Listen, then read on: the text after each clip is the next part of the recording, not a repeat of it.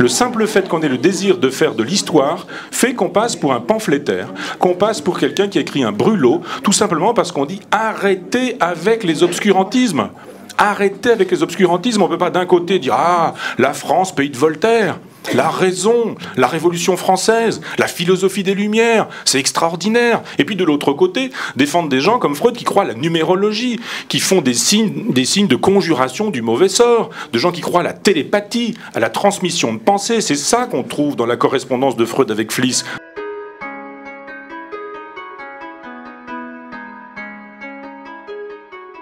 Salut à toi et bienvenue dans ce nouveau podcast consacré à mes études de psychologie et aujourd'hui au programme ennui, médiocrité et pseudosciences. Alors évidemment tout ce que je vais dire a un certain contexte, c'est-à-dire que c'est valable pour moi, ça va être mon propre ressenti en tenant compte de mes propres facilités, mes propres intérêts, mes propres expériences et mes propres représentations des choses. C'est pas quelque chose qui va pouvoir être valable pour n'importe qui. Là où je vois par exemple une facilité infantile, d'autres personnes en fait vont pas le voir comme ça. J'ai vraiment pas envie que ce soit pris pour de l'orgueil, c'est vraiment ce que je ressens profondément et à aucun moment en fait je parle de moi en comparaison à d'autres personnes, mais je peux parfaitement entendre que c'est pas le cas de tout le monde. Mais j'ai envie du coup de parler de moi et du coup de la critique que je peux déjà faire en fait à cette formation, de ce que j'en ai pensé, etc. Et aussi particulièrement parce qu'on nous vend une sorte de fossé entre la fac et le lycée. Et je pense que ce serait par exemple intéressant de parler de ça, de parler de la fac en général. Alors ce fossé du coup entre le lycée et la fac, je l'ai pas vraiment ressenti, c'est-à-dire que c'est chouette parce que du coup je suis dans une nouvelle ville et du coup je vis pas avec mes parents. Le fossé c'est l'administration, c'est compliqué, c'est pas très pratique et la fac rien ne te facilite la tâche. Mais ça c'est pas des choses en fait qui ont tant à voir du coup avec ce que j'apprends finalement, avec le contenu des cours et avec ce pourquoi en fait j'ai choisi ces études. Mais voilà comment c'est fait en général. Et il y a des choses aussi à dire par rapport à ça.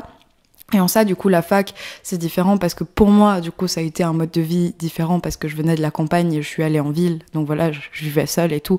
Et ça, c'est très chouette. Il y a du coup un rythme de vie qui peut être différent, plus d'indépendance, d'autonomie, ce genre de choses. Mais concrètement, c'est pas, y a pas une différence incroyable. Moi, je l'ai pas du tout ressenti. J'ai pas eu l'impression que c'était incroyablement différent, incroyablement difficile, la fac. Après, c'est la première année. Mais en psychologie, la première année, en tout cas dans ma fac, du coup à Nancy, la deuxième année, en fait, on garde la moitié des effectifs de la première année. Du coup, il y a une réelle sélection en fait qui se fait. Il y a de toute façon pas autant de place. Donc, c'est censé être compliqué, je présume. Voilà. Après, du coup, on te dit beaucoup que t'es censé être autonome à la fac, tout ça. Je parlerai pas d'autonomie. Pour moi, je parlerai en fait de désengagement. C'est-à-dire que tu dois être autonome, mais c'est pas la bonne autonomie. C'est pas il faut que tu fasses les choses par toi-même et c'est cool et c'est quelque chose du coup qui te permet de te développer. C'est-à-dire que tu fais des choses par toi-même simplement parce que les profs sont désengagés, parce que personne va le faire à ta place, parce qu'ils ont d'autres choses à faire et parce que voilà, ils se la coulent douce un peu. C'est vraiment comme ça que je le ressens. Et même par rapport à l'enseignement aussi, il y a ce truc, en tout cas en première année, cette volonté d'essayer de de rendre les choses plus simples, de les simplifier, mais du coup voilà, c'est pas très bien fait. Finalement, les personnes qui ont des difficultés à comprendre du coup des concepts qui sont pas très familières avec ça, ils voient pas beaucoup plus de choses. Du coup, en fait, ce qui donne juste que t'as des cours qui sont qui sont sans substance, il faut le dire, qui sont très superficiels. Du coup, même des notions compliquées, même superficielles, ça reste des notions compliquées pour les gens. Tandis que les gens que ça intéresse, c'est juste des personnes qui vont se sentir frustrées justement parce qu'il y a des notions compliquées mais il y a absolument aucune profondeur derrière et voilà, c'est pas du tout intéressant. Donc finalement les gens qui s'en sortent, c'est des gens juste qui apprennent par cœur en fait. Et du coup en ça, il y a pas beaucoup de créativité, pas beaucoup de réflexion et tout. Alors je sais qu'on va pouvoir me dire oui, mais c'est la première année et tout, c'est normal quelque part parce que il faut acquérir les bases, tout ça. Mais il y a plein de manières en fait de faire ça. Enfin moi finalement quand j'étais en train de préparer mes examens, qu'il y avait initialement du coup j'avais mes cours, je voyais du coup la taille de mes cours et ce qu'ils disaient et finalement du coup les notes que je gardais pour réviser l'examen, il y avait le 2/3 pour certaines matières en fait des informations qui passaient à la trappe en fait et que je trouvais juste très compliqué pour rien du tout, et moi je peux résumer ça en quelques mots et je pense que ça passe beaucoup plus pour des gens voilà qui ont du mal en fait avec ça. Peut-être que c'est intéressant en fait de parler du coup des études de psychologie en soi, peut-être de parler du coup des différentes matières, en plus du coup de la façon dont c'est enseigné. Après apparemment c'est la fac, j'ai parlé à différentes personne, du coup, pour me faire une opinion, voilà, plus objective. C'est-à-dire que forcément, en fait, en première année, je peux pas, du coup, avoir une vision globale de toute la formation. Et après, ça reste toujours la formation d'une fac en France et tout, propre, du coup, à une ville et tout. Donc, forcément, c'est assez tronqué. Mais voilà, j'ai parlé à des personnes aussi qui ont fini, en fait, leur formation ou qui sont plus avancées dans leur formation. Et voilà, on est tombé d'accord sur pas mal de choses et c'est ça, en fait, qui me rend assez triste, en réalité. Parce que ce que j'aurais pu me prendre, en fait, pour des préjugés, me dire oui, non, c'est une mauvaise impression et tout, mais avec le temps, ça va aller. Et ben finalement, ça s'est un peu confirmé, ça s'est renforcé, et le sentiment qui s'est renforcé, c'est que j'apprenais du vide, en fait. Et que c'était pas du tout scientifique, ou en tout cas, tu pouvais pas faire des liens entre les matières scientifiques et celles qui l'étaient pas. Dans ma fac, et ça change du coup pour les différentes facs, pour les différentes villes, chaque fac a son approche particulière. Il y a une approche du coup à Nancy qui est psychanalytique intégrative, c'est-à-dire que les bases du coup de la clinique, de la psychopathologie, ça va être donc de la psychanalyse. Et c'est pas très profond. Il y a beaucoup de gens qui, pareil, en fait, ont des préjugés par rapport à la psychanalyse. Du coup, j'étais là, d'accord, c'est pas scientifique du tout, c'est pas de l'esprit critique, en fait, de garder ces préjugés. Du coup, j'essayais de me montrer le plus neutre possible par rapport à ce qu'on m'apprenait, et tout le long de l'année, en fait, j'estime en fait que j'ai vraiment fait preuve de bonne foi. J'ai essayé d'écouter tout ça, ou en tout cas dans les matières du coup qui sont concernées par cette approche psychanalytique. Tu comprendras bien que, par exemple, du coup, on fait de la biologie, qui m'a beaucoup intéressée, paradoxalement d'ailleurs, et on ne fait pas de psychanalyse en biologie. Enfin, je veux dire, c'est pas le propos, en fait. Enfin, c'est juste de la biologie, t'apprends factuellement. Là, pour le coup, c'était de la génétique. Donc voilà, il y a rien de plus à comprendre que les gamètes, que la formation du coup d'un ovocyte, son cheminement, la fécondation, l'allénisation, tout ça. Et après les différentes étapes du développement embryonnaire, et on avait aussi des cours sur l'ADN. Voilà. Donc pour ça, c'est pas possible en fait de mettre de la psychanalyse là-dedans, comme il y a différentes sous-disciplines, donc en gros qui seront des matières en fait quand tu seras en psychologie. Donc voilà, qui sont pas touchées du coup par cette approche psychanalytique. Mais du coup, ouais, avec toute la bonne foi que j'ai pu donner du coup aux matières qui étaient touchées par cette approche, je peux te dire que non, c'est pas de la science, c'est de la pseudo-science, et qu'en gros, en fait, c'est l'inverse de la méthode scientifique.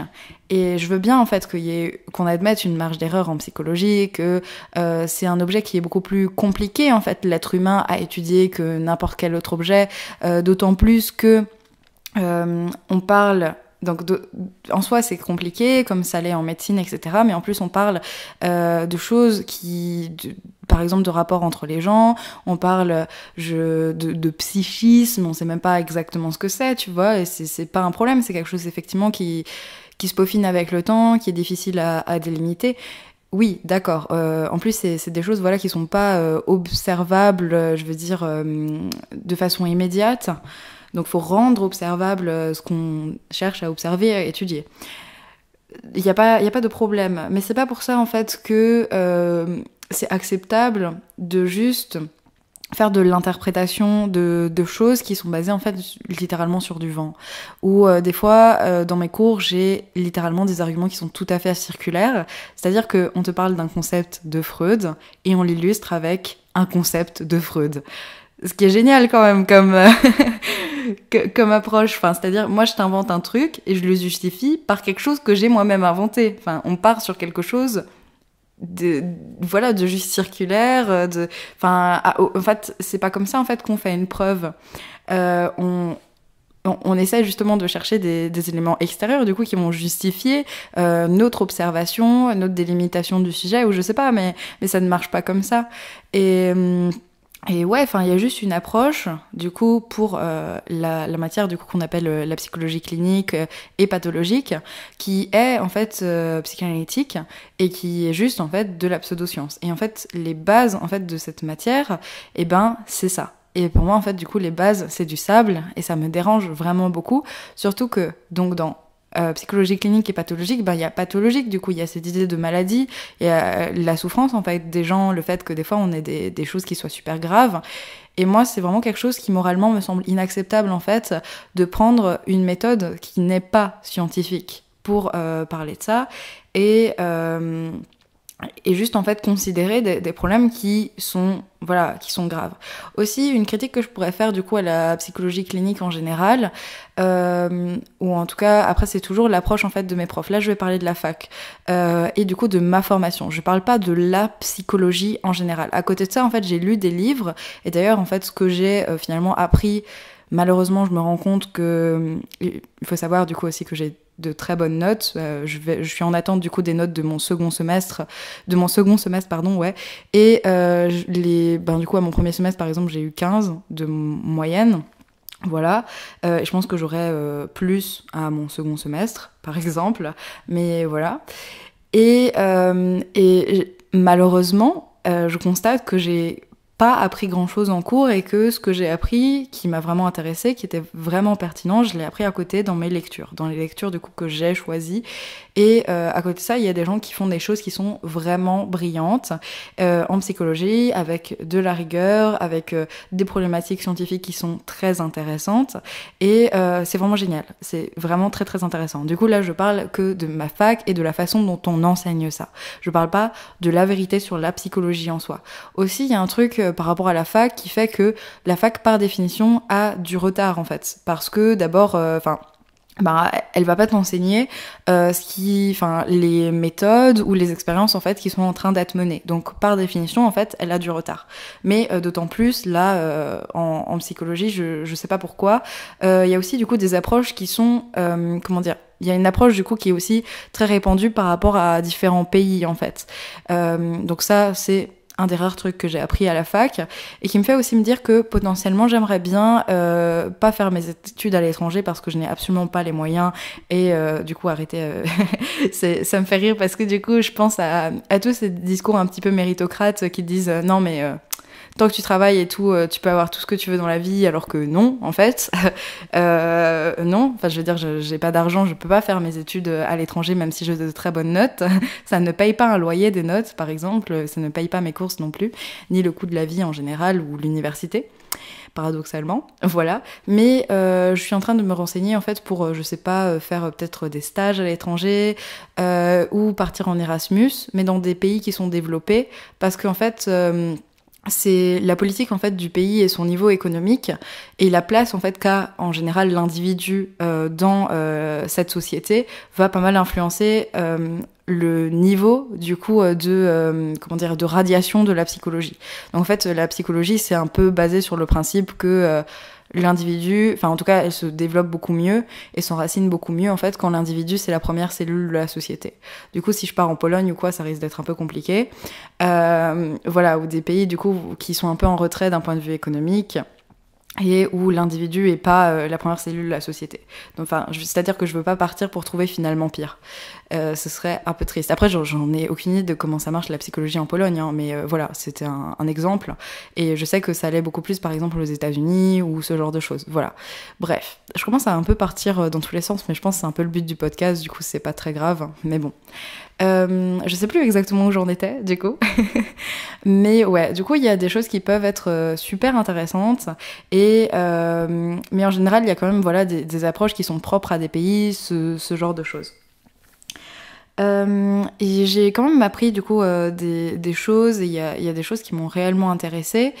Et j'ai peut-être aussi envie un peu de parler de la science et peut-être de mon parcours, c'est-à-dire que moi je viens de L, et la science ça me faisait très peur. Et si je suis totalement honnête avec moi, c'est pour ça que je suis pas allée à Strasbourg, parce que de base je viens d'Alsace, et en gros les facs de psychologie, elles sont rattachées donc soit à une fac de lettres et sciences humaines, du coup c'est mon cas à Nancy, soit à une fac de sciences, et c'est le cas à Strasbourg. Et ça va influencer en fait le programme et la façon dont ça va être traité. Et moi j'avais très peur de rien comprendre, en fait, tout simplement, et d'être totalement à la ramasse et tout. Et en fait non.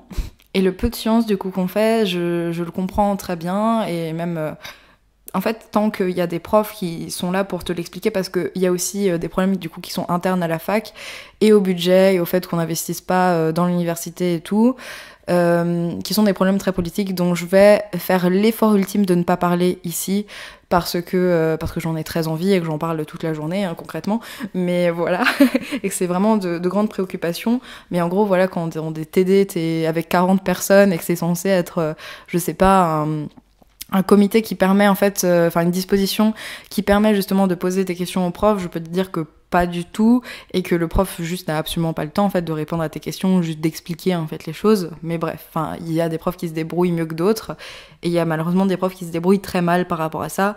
Du coup, voilà, si, admettons, j'étais un petit peu à la ramasse, du coup, non, pas à la ramasse, mais du coup, un tout petit peu en retard en statistique, mais juste parce que, voilà, j'étais tombée sur un prof comme ça, et du coup, ça a un peu appuyé sur les difficultés et aussi l'espèce de frein psychologique que je me mettais à moi-même. Il y a aussi ça, mais je vais essayer de pas parler de syndrome de l'imposteur, de ce genre de choses qui ont moins à voir en fait avec la psychologie, moins à voir en fait avec voilà, cette formation en particulier, mais c'est juste moi en général et la façon dont je vois mes études, et j'ai souvent l'impression que je peux pas faire des trucs. Mais voilà, ça c'est un truc en général, et c'est pas très intéressant, et j'en ai même déjà un peu parlé finalement.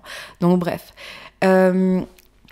Voilà, tout ça pour dire que finalement, en fait, même si t'as tes amis en fait qui comprennent et qui peuvent t'expliquer, c'est tout à fait possible en fait de s'en sortir.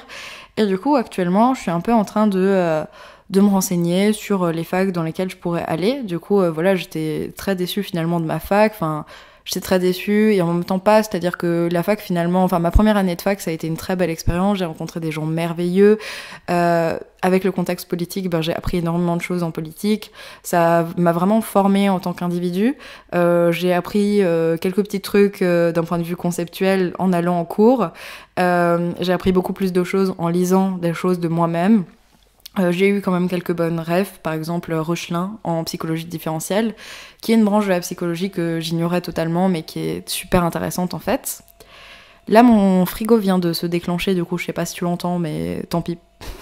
Voilà, bref. Mais finalement, voilà, d'un point de vue purement en fait scientifique, purement du coup psychologique en tant du coup que discipline, c'était juste un peu la planque finalement, c'est-à-dire que voilà, j'allais au cours, puis après juste à apprendre par cœur, et voilà, finalement j'ai 15 voilà, de moyenne, et hop, je passe l'année prochaine, etc., tu vois.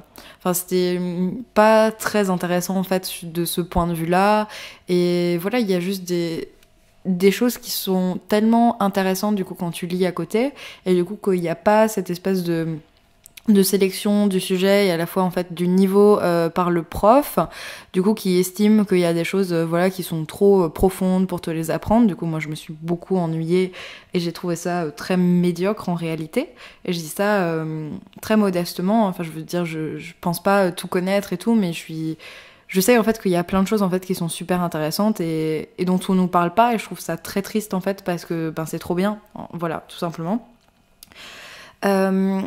Et du coup, ouais, pour moi, c'était juste un peu la planque, de juste me dire, voilà, je vais en cours, j'apprends, et puis voilà, j'ai des bonnes notes, et hop là, rebelote, etc. Du coup, ce qui fait que j'ai pas comme projet, en fait, d'abandonner la psychologie, parce que c'est quelque chose qui m'intéresse énormément, spécialement en fait la psychologie du point de vue des interactions, du point de vue du coup de la psychologie différentielle, du point de vue du coup de la méthode scientifique, de comment on fait une expérience. J'adore la psychologie expérimentale, c'est quelque chose que je comprends très bien. Voilà, ce genre de choses, ça m'intéresse, je sais plus donc si je l'ai dit, mais voilà, du point de vue des médias, du point de vue de la politique, aussi un petit peu voilà, du point de vue du fonctionnement d'un hôpital, c'est des choses choses aussi que j'ai apprises du coup par moi-même. Ce qui est un peu dommage. Du coup, voilà, parallèlement, j'ai lu des trucs qui m'intéressaient. J'ai regardé aussi il y a des gens aussi qui vulgarisent des trucs sur internet et du coup après voilà je prends des notes des concepts et je me dis je vais particulièrement m'intéresser à ça. Donc voilà, je vais peut-être y revenir du coup au sujet initial que je viens de retrouver qui était donc voilà j'avais peur en fait d'être très mauvaise en sciences et finalement en fait quand ça a du sens par rapport à un domaine c'est pas un problème en fait. Et je crois que c'est la vraie leçon que j'ai eu de la fac, mais vraiment, c'est en fait une sorte de propos en creux, c'est-à-dire que personne jamais m'a dit ça à la fac ou aucun prof, mais ce que j'ai vraiment compris, c'est que le lycée, c'est une escroquerie. C'est-à-dire le découpage par filière ou par case dans la société ou n'importe quoi. Enfin voilà, le fait de croire qu'il y a des gens qui sont bons pour telle chose et pas pour d'autres, et que du coup ils sont cloisonnés dans cette chose, c'est une escroquerie. C'est faux, en fait. C'est-à-dire que les gens sont bons dans des choses parce que ça les intéresse. Parce que du coup, le fait que ça les intéresse, ça va faire que soit ils en omettent la difficulté qu'il y a à apprendre cette chose, parce que le plaisir est tellement plus grand et leur intérêt est tellement plus grand que c'est pas grave, ou ils s'en rendent compte, mais vu qu'ils aiment ça, c'est pas grave. Et en fait, voilà, que c'est pas plus facile, en fait, mais juste qu'effectivement, en fait, tout s'apprend tant que on a de l'intérêt à faire ça. C'est-à-dire que là, je me dis que, je sais pas, je peux lire, en fait, juste des choses qui parlent de biologie et de sciences en général, alors que, voilà, pendant, je sais pas, 2 ans, je me suis dit que c'était pas fait pour moi et que j'étais mauvaise. Et c'est très drôle parce que du coup, j'ai re-regardé mes bulletins et je me suis rendu compte qu'en fait, un peu avant, du coup, mon lycée, donc mes fins d'année de collège, j'avais un profil qui était totalement inversé. C'est-à-dire que j'étais la première de ma classe en SVT, par exemple. Et puis on sait pas ce qui s'est passé. Après, je me suis dit non, finalement, je m'en fiche. Et je me rappelle que j'étais la première de ma classe simplement parce que je me sentais en compétition avec quelqu'un dans cette matière-là. Et c'est ridicule, en fait. Et c'était ma motivation. Mais c'est une assez mauvaise motivation au final. Mais il faut juste une motivation, un intérêt à faire ça, en fait. Voilà. Et juste, voilà, je pense que c'est... Je sais pas, je me rends compte juste que quelque part je me suis menti et je me suis dit que non, il y avait des choses qui étaient pas pour moi ou qui allaient être extrêmement difficiles, alors que non, voilà, ça dépend d'un contexte. Et par exemple, je me suis réellement découvert un intérêt pour la biologie. Pas que la biologie, pareil, soit extrêmement poussée à la fac. Pareil, on reste assez superficiel, mais il y a beaucoup de concepts et tout, et des trucs à apprendre par cœur et tout. Mais c'est intéressant, je trouve que c'est fun. Je pensais jamais dire ça, je veux dire... si la personne que j'étais il y a 1 an pouvait écouter ça, je veux dire, je pense que le discours que j'aurais eu, que j'avais juste il y a 1 an, était très anxiogène par rapport à ça, par rapport à la science. Et en fait, juste...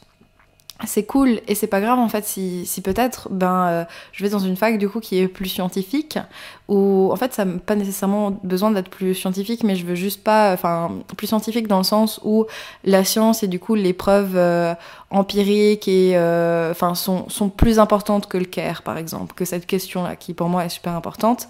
C'est en ça que je dis que c'est scientifique, mais pour moi il faut toujours une méthode scientifique pour ça. Et de l'esprit critique en général. Pareil, ça a vraiment forgé mon esprit critique et le fait que je pouvais m'intéresser à tout et vraiment comprendre en fait que tout s'apprend et que je pouvais apprendre vraiment tout ce que je voulais tant que voilà, j'avais une motivation suffisante et que ça avait du sens, et je le répète un peu beaucoup.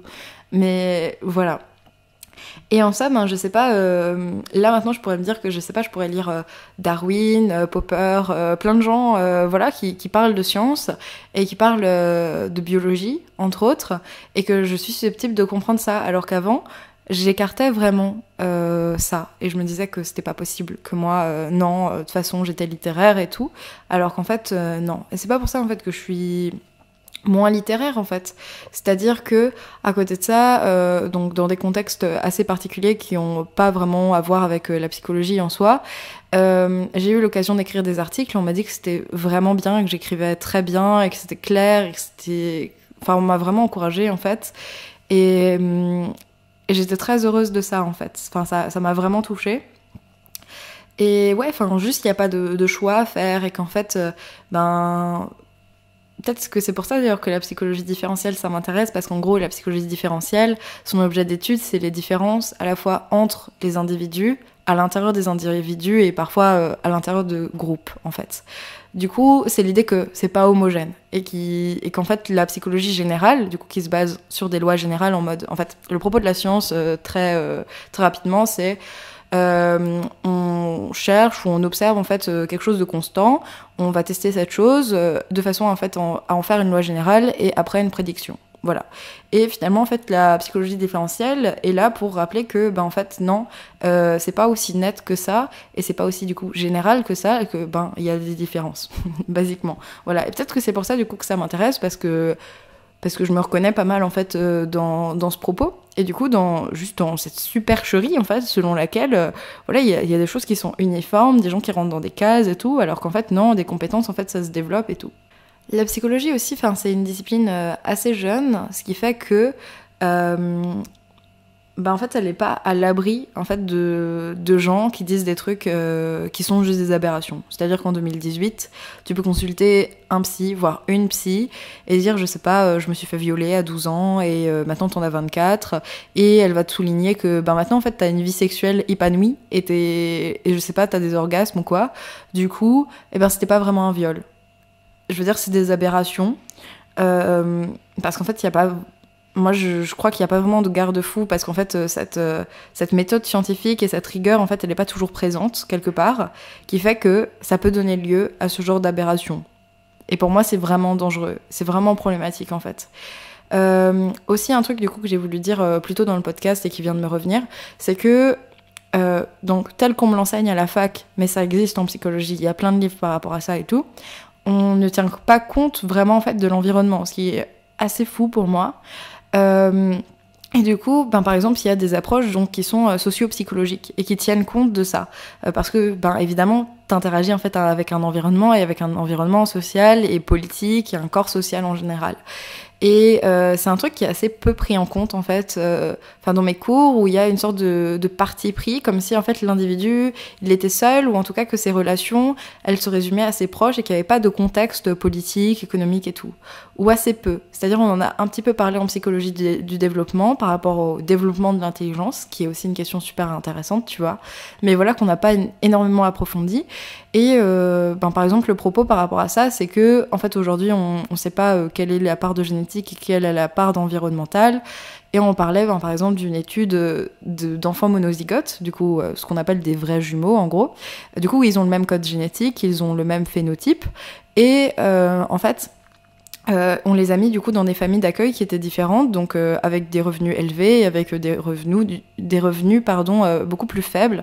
Et les enfants du coup qui étaient dans les familles aux revenus élevés, ils ont augmenté leur QI jusqu'à 30% par rapport aux autres en fait. Où leur QI il a un peu, il a augmenté parce que normal ils ont grandi, mais voilà il a un peu stagné en fait. Et il a moins augmenté que les autres, vraiment significativement moins.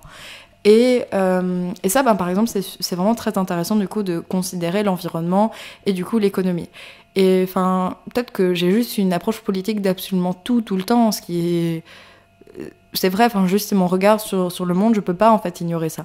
Et c'est vraiment un truc que je peux de moins en moins, plus je m'instruis par rapport à ça, et moins en fait je peux écarter ce paramètre en réalité. Mais je pense que c'est vraiment quelque chose qu'il faut prendre en compte, même... par rapport à certaines maladies mentales, pareil en fait, on considère la culture en fait dans l'approche nosographique, donc en gros dans la classification des maladies mentales. Exemple très pertinent dans un livre que j'ai lu à propos des prisons. En gros, y a un mec qui vient en consultation et tout, et puis qui dit je suis le fils de Dieu et tout. Et le psychologue forcé de constater que ce n'est pas le fils de Dieu, il lui dit non que c'est pas vrai, tu vois. Et puis après il y a l'aumônier qui passe de la prison et il lui dit mais dites-lui que je suis le fils de Dieu. Et du coup l'aumônier qui lui répond bien sûr nous sommes tous les enfants de Dieu. Et ça c'est un exemple qui est extrêmement puissant en fait pour ce que je voulais dire, qui est qu'en fait l'aumônier du coup c'était du coup dans les prisons françaises il y a une approche il y a quelque chose de culturel, c'est-à-dire qu'il y a quand même des racines du coup chrétiennes, judéo-chrétiennes, etc. Et je dis ça avec beaucoup de modestie, hein, parce qu'en vrai, je connais assez mal l'histoire de tout ça, mais en tout cas, cette personne a très certainement... Enfin, je sais pas comment en parler, je veux dire, à l'échelle de la France, mais voilà, cette personne, voilà, est chrétienne. Et je veux dire, c'est une religion qui existe. Donc voilà, il y a quelque chose de culturel, peu importe. Voilà. Et à côté de ça, eh ben, c'était pas le cas en fait du prisonnier qui lui du coup il était schizophrène et du coup c'était un prétexte comme un autre et voilà il entendait des voix, ce genre de choses et en ça il disait, enfin c'était un de ses délires de dire que c'est le fils de Dieu dans 5 jours, il dira plus ça, par exemple, tu vois, alors que l'aumônier continuera à le dire. Donc voilà, donc en ça, la classification peut pas dire que quelque chose de culturel, c'est une maladie. Du coup, on tient compte dans l'environnement pour certains trucs.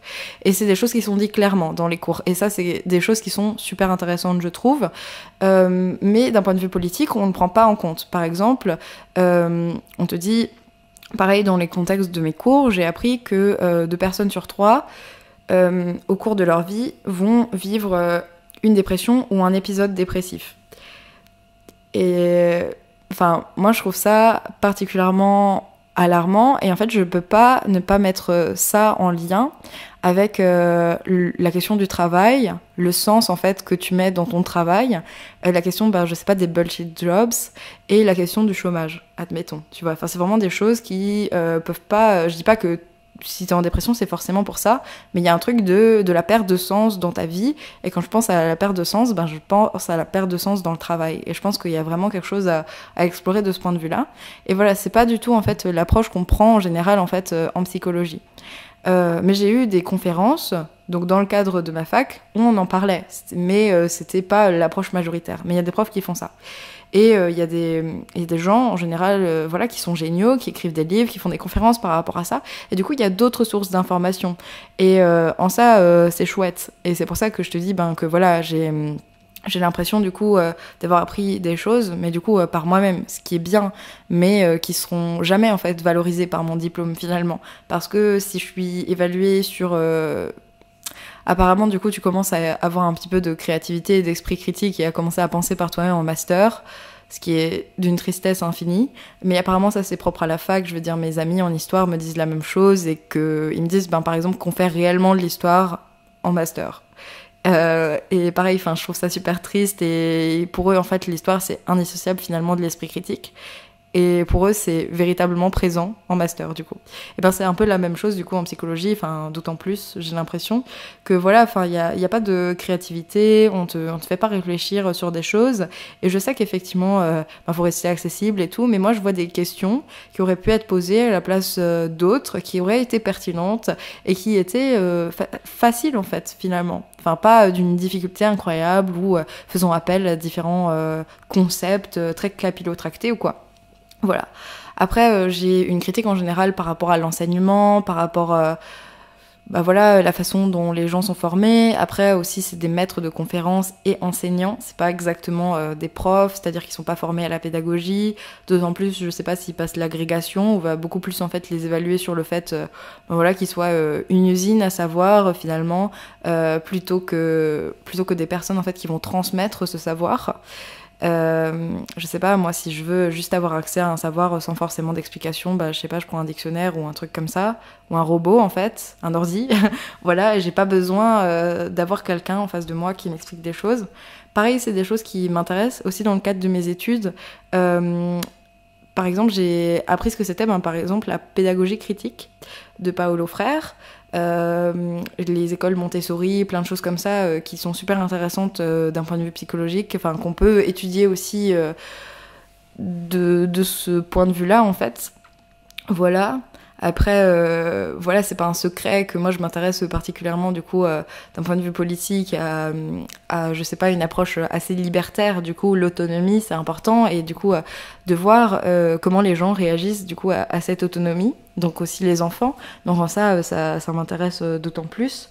Mais voilà, je veux pas, je mélange pas en fait la pratique et mon futur métier potentiel avec un programme politique, hein. Mais je veux dire, c'est évidemment des questions pour lesquelles j'ai plus d'intérêt et qui vont me faire du coup choisir des sujets plutôt que d'autres. C'est-à-dire que ce que je lis finalement c'est lié à mes intérêts politiques.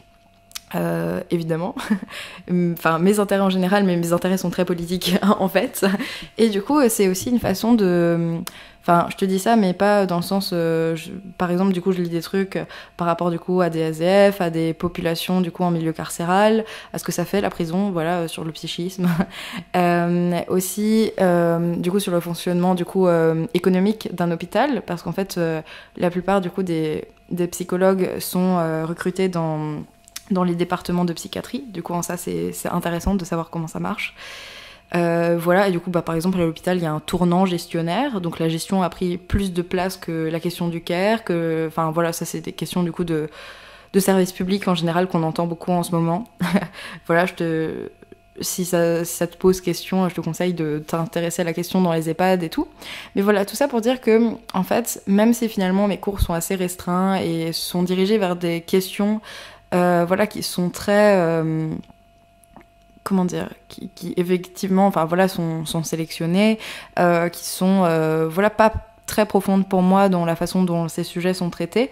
Il y a toujours moyen en fait de rattacher ces lectures à côté, parce que je peux aussi entendre qu'il y a des gens voilà qui aiment pas lire, et enfin moi je lisais pas pour moi avant. Enfin je veux dire, j'étais en L, mais je lisais juste rigoureusement ce qu'on me disait de lire. Alors que c'est plus du tout le cas maintenant. Et je lis ce que j'ai envie de lire, ce qui m'intéresse foncièrement. Voilà.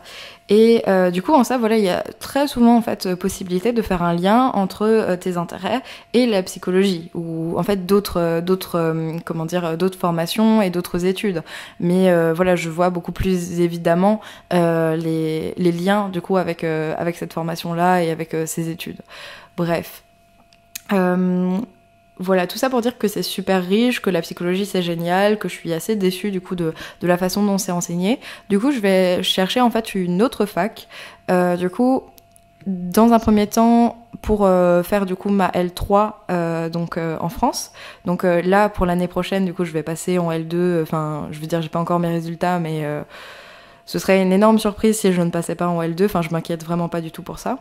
Et mais en fait voilà, vu que je suis boursière, c'est un peu galère en fait de faire les démarches et tout, il faut s'y prendre beaucoup plus tôt. Et voilà, enfin j'ai pas envie de me retrouver dans une résidence vraiment pourrie, dans des conditions moyennement décentes. Et j'aime bien visiter les endroits où je vis et tout, et vraiment me renseigner. Du coup je vais prendre ce temps-là. Et aussi voilà, voir sinon si je peux pas partir en Erasmus dans un autre pays, pour étoffer, catastrophique ce podcast, étoffer du coup ma formation et du coup l'approche théorique par rapport à ça. Après, je peux pas nier qu'effectivement ça m'a donné en fait des bases, qu'il y a des choses que j'ai apprises à la fac, même si c'était pas le propos de base, et que j'ai compris en fait des choses grâce à la fac. Enfin, je veux dire, c'est une expérience super, hein, même s'il y a plein de choses du coup que je critique, mais qui en fait finalement sont juste des questions politiques et des questions du coup d'investissement à la fac, voilà. Et du coup voilà, je vais prendre le temps du coup de me renseigner pour certainement changer du coup en 3e année. Et voilà, c'est toujours du coup des études que je veux faire. Et voilà, me renseigner aussi sur le programme et l'orientation que la fac a. Parce que comme dit, à Nancy, c'est psychanalytique, enfin psychanalytique intégratif, mais c'est pas le cas de partout en France. Et du coup, les pays ils ont aussi des approches du coup qui sont différentes par rapport à ça.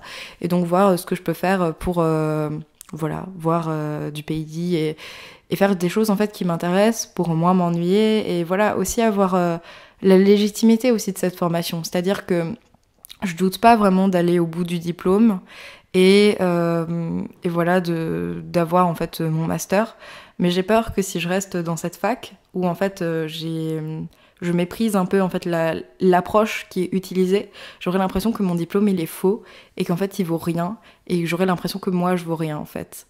Et du coup en ça je pense que c'est très important de choisir une fac qui va en fait avec ses valeurs, et du coup voilà, dont on estime en fait la façon dont sont dispensés les cours et tout. Après il y a toujours moyen du coup de regarder des conférences sur internet, je te mettrai des petits liens, et si jamais t'as des questions en particulier par rapport à ça, que tu es très angoissée, J'ai déjà donné mon numéro de téléphone à certaines personnes qui me posaient des questions parce qu'en fait je préfère vraiment parler aux gens plutôt que d'envoyer des pavés interminables et tout, et puis ça prend beaucoup plus de temps au final.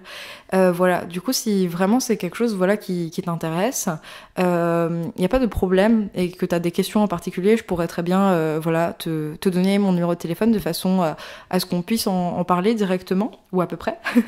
Voilà, et répondre comme ça plus facilement du coup à tes questions si jamais voilà, c'était une formation qui t'intéresse. Enfin, je pense en fait que ça va attirer pas mal de gens. Voilà, après je pourrais pas faire ça pour 40 personnes non plus, mais voilà, si ça peut aider des gens, parce que du coup je l'ai déjà fait, il y a des gens qui savaient du coup que j'étais en première année de psychologie et qui m'ont posé des questions. Voilà, je pense que c'est... Enfin, moi j'ai eu beaucoup de mal en fait à avoir des retours, j'avais beaucoup d'inquiétudes et tout, et je pense que c'est important. Après je pense que peut-être cette vidéo, enfin ce podcast pardon, t'a donné du coup des différentes approches. Voilà, et puis comment dire, bah voilà, des pistes par rapport à ça, et peut-être une orientation du coup qui est différente de ce qu'on peut entendre de temps en temps. Après, je sais pas, peut-être que la dernière interrogation par rapport à ça peut être la question des débouchés. En fait, en soi, il y a de la place en tant que psychologue. C'est juste difficile en fait d'avoir le diplôme, semble-t-il. Voilà, pour la majorité des gens. Et donc c'est plus ça, mais après ça se fait. Après ça dépend en fait surtout travailler dans quoi. Moi c'est plus une question d'éthique personnelle et professionnelle en fait qui est en jeu, parce que c'est par exemple, on peut travailler pour l'éducation nationale, en fait, où on peut être DRH en tant que psychologue. C'est des pistes, voilà, qui sont moins envisagées, c'est pour ça que je dis ça. Mais du coup, après, c'est l'éducation nationale, du coup, tu peux pas faire tout ce que tu veux. Et voilà, je connais quelqu'un, du coup, qui a travaillé là-dedans et ça lui a pas plu du tout.